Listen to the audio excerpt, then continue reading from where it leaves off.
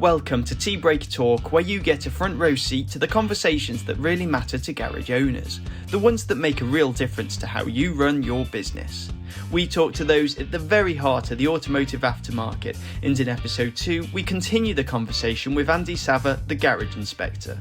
Join him now as he and Jim discuss what do customers really think of your garage and how does that affect what they pay. One of the important factors of business is the perception of how people see garages. If you go into a Greasy Joe's, there's a certain perception of what you think you're going to pay for a breakfast. Yeah. Right. So on average, I'd say, I don't know, if you went up and down the country, Jim, what do you think you would pay? On an average, Greasy Joe's. 6, 7, 8 quid. Okay, 6, 7, 8 quid. So that's the benchmark, isn't it? Yeah. All right. Now, if you wanted to take your family to a brunch, not a breakfast, a brunch, yeah, to one of these Ivies or Browns or one of these upper end sort of brasseries, what do you think you're going to pay? 25 quid a head. There you go. And that's the perception I try and get over in the class. So if you imagine, the brasseries are the franchise dealers. The Greasy Joes are us, the independents. So when they walk into these establishments, the profile that we have, the imagery that we have, which is spotted in seconds, that's the perception of what they think they're going to offer or what they're going to pay. They're going to pay £6 or £7. They're only going to pay 80 or 90 quid for a service, But when they go into a franchise dealer, they know they're going to pay £150 or £200. I don't want you to be the brasserie, because a lot of these brasseries and a lot of these high-end stuff have no substance, right? Yeah. But the Greasy Joe's Cafe, you walk in there and you sit down on the table, and the table is a bit wobbly. And the cafe owner sees you and he's, all right, Andy, how's it going, mate? Usual, son? Yeah, all right, how's the golf, all right? And you think, wow, that's nice, isn't it? I'm home, yeah. Anyway, it brings you to the breakfast, and you look at the breakfast, and the bacon ain't like, it's not brilliant, is it? The tea's a bit weak, the mug's a bit chipped, but you don't say anything because it's how he's made you feel, like you're the only customer in the shop, in his cafe. And you go back there repeatedly because you've built up this bond, and that's how independent garages are. But all we want to do, and with your help and my help, is I want to bridge the gap. I want that independent Greasy Joe's substance, but bring it closer to the imagery of a brasserie. Yeah. Just as you alluded to before, you don't want to pretend that you're a huge main dealer when you can literally accommodate a ramp and an inspection. 100%. But you can still be professional. Yes. You can still make that website appear above main dealers and chains. Yep. And you can be, it's still your business, groomed and looking spruced up on your best day, and it's working 24/7. 100%. Let's say a garage has got 5,000 customers on its database. They'll have about 7,000 vehicles. You've got 3,000 customers on the database, you'll have about 4,500 vehicles. So usually about 33-34% uplift, right? I ask them a question. I often ask them, how many of those customers have you invoiced in the last 3 years? You've got 5,000 people on your database.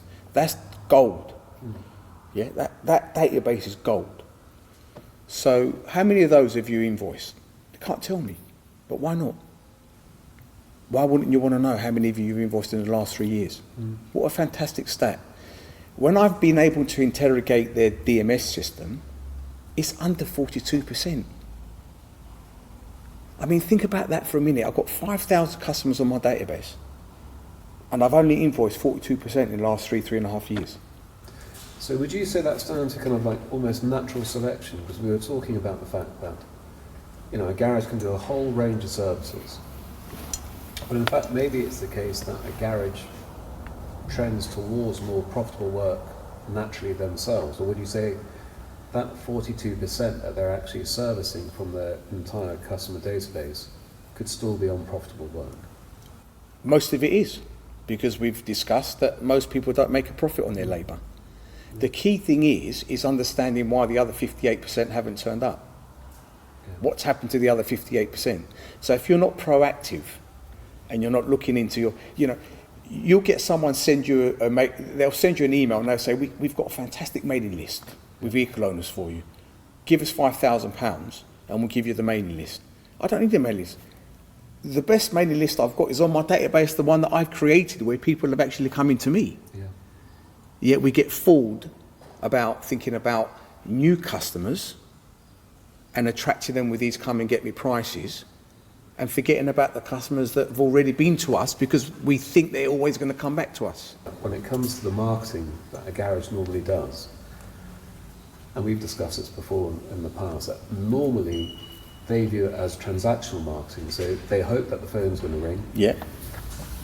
They service that client, Yeah. whether they get the price of labour right or not, and then they do nothing else in order to actually ensure that that client will come back to them. They're not trying to extend the lifetime value of that individual customer. And that's key. Our garage businesses have to be relationship marketing based on relationships, not on transactional. I don't care. We've all seen. I'm not going to name them, but I went past a National Fast Fit the other day, a few weeks ago, and I had to stop and do a double take when I saw $79.99 for a service and an MOT. Yeah. I mean, what is going on?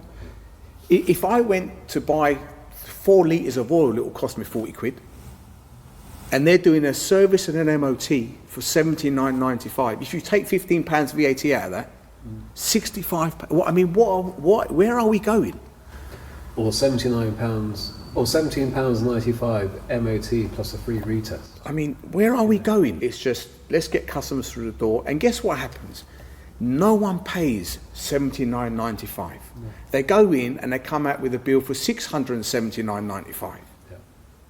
And I'm not saying it doesn't need to be done, but that's how it works. And we need to get away from this. We need to get away from this. Everyone uses the word now, this race to the bottom, the lowest denominator of price, because people think that's the only way we're going to get people. That's our industry in its core for the last 50, 60 years, honestly, because no mechanics have been used to work out what it's costing me to be here, what it's costing me to sell this. Nothing. It's all based on the lowest denominator. And that's why people may think investing in the calibration of my tools, investing in the tooling that we see around us today, investing in a website, investing in the garage inspector, investing in whatever else it is, in our clothing or in our promotional material. They may think, it's a cost. No, it's not a cost. It's a cost because you're not making it. You're not making enough. And this is so, so important for us to raise the professionalism of the independent sector. And I'm telling you, there has never, ever, ever, ever been a better opportunity than now, because we have got an influx of new work coming through. Yeah. And that I generally put down to COVID. How much would you say a garage ought to be putting aside for their marketing? So that may encompass signage outside the whole package. The whole package, the website, social media, everything else. You need to be putting aside 5 to 6% of your turnover. Okay. That's the kind of money that I was spending to keep and to promote our brand when I had my previous garage. How many garages would you say, and again in percentage terms, would even have a thought that they would need to have a budget allocated to promotion and visibility? 0.0001. They've never thought about it.